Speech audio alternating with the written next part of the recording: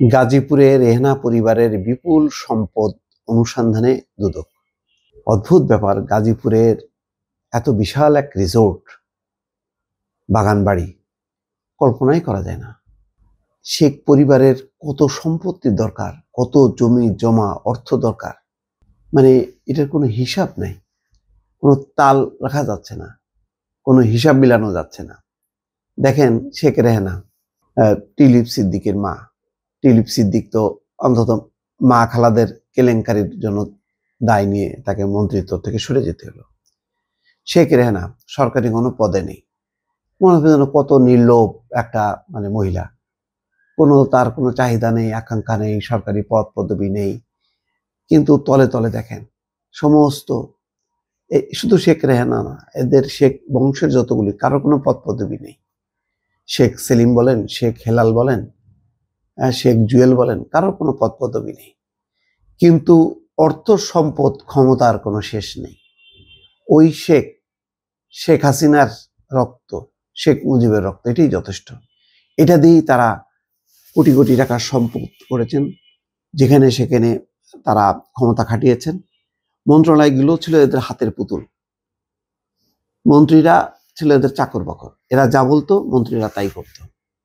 দেখতেন না পুরো যোগাযোগ মন্ত্রণালয়, ওবায়দুল কাদের কি বলেছিল, যে তারেক সিদ্দিক যা বলবে সেটাই হবে।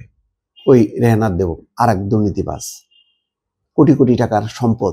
গাজীপুরের এই যে রিপোর্টটা মানব জমিনে পড়ে খুব অবাক হলাম। দেখেন লেখা আছে কি, গাজীপুরে একের পর এক রিসোর্ট, বাগানবাড়ির সন্ধান মিলছে সাবেক প্রধানমন্ত্রী শেখ হাসিনার ছোট বোন শেখ রেহানা পরিবারের সদস্যদের।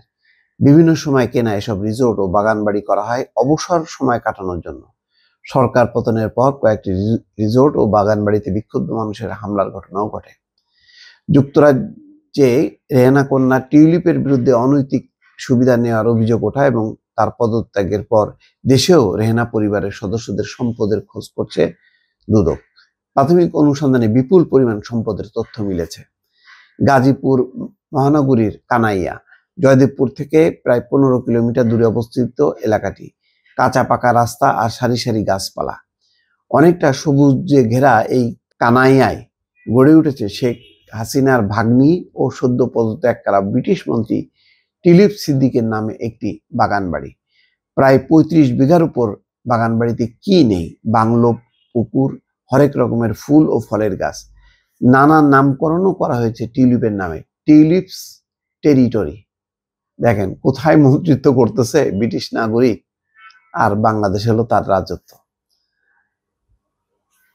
সরেজমিনে ঘুরে দেখা যায় শুধু টিউলিপ সিদ্দিকের নামে বাগানবাড়ি নয়, গাজীপুরের বিভিন্ন স্থানে 150 কোটি টাকারও বেশি মূল্যের সম্পদ রয়েছে শেখ রেহানা পরিবারের।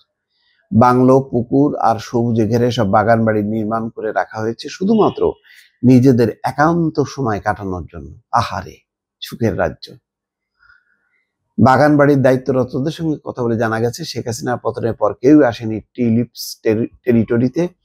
তারা আরো জানায়, শেখ রেহানার স্বামী শফিক সিদ্দিক এই বাগানবাড়ি তত্ত্বাবধান করেন। শফিক সিদ্দিক শেখ রেহানার স্বামী। দায়িত্বে থাকা নিরাপত্তারক্ষী ও মালিকদের বেতন ভাতাও তিনি পরিশোধ করেন। সরেজমিনে আরো জানা যায়, টিউলিপস টেরিটরির দায়িত্বে রয়েছেন একজন নিরাপত্তারক্ষী আর 2 জন মালি। রোববার সেখানে গিয়ে নিরাপত্তারক্ষী আব্দুর রহিম ও মালি নজরুল ভূঁইয়ার সঙ্গে দেখা মেলে। নজরুল ভূঁইয়া জানান, 3 বছর ধরে টিউলিপস টেরিটরির মালির দায়িত্ব পালন করছেন। তিনি বলেন, এই বাগান বাড়ির মালিক শফিক সিদ্দিক স্যার এখানে আসেন না। আগে পরিবারের সদস্যরা সবাই এখানে আসতেন, আবার চলে যেতেন। 5ই আগস্টের পর আর কেউ আসেনি। বেতন কিভাবে পান জানতে চাইলে বলেন, বেতন আগেও স্যার পাঠিয়ে দিতেন, এখনো ওইভাবেই পাঠান। বাগান বাড়িটির দায়িত্বে থাকা আব্দুর রহিম জানান, আমি 5 বছর ধরে এখানে থাকি, গন্ডগোলের পর থেকে কেউ আসেনি। 5ই আগস্ট কারা এসে 2টো বাংলো ভাঙচুর করে, গ্লাস ভেঙে গুঁড়ো করে দিয়েছে, ভেতরে আসবাবপত্র ছিল, লুট করেছে। আমরা তো নিরীহ মানুষ, কাউকে কিছু বলতে পারিনি। এইভাবে ওরা দেশে বিদেশে শুধু বাগান বাড়ি সম্পদ বাড়িয়েছে। কি করবে? কোটি কোটি টাকা, এগুলো তো কাজে লাগাইতে হবে, এইভাবেই লাগাচ্ছে। এখন এইগুলি আস্তে আস্তে বেরোচ্ছে সবার সামনে। শেখ হাসিনার পরিবার, শেখ রেহানার পরিবার, তাদের নাকি কোনো নেই, চাহিদা নেই। তারা জনগণের জন্য নিজেদের জীবন উৎসর্গ করেছেন। এখন দেখেন কেমন উৎসর্গের নমুনা। দর্শক। ভালো থাকবেন। আল্লাহ হাফেজ।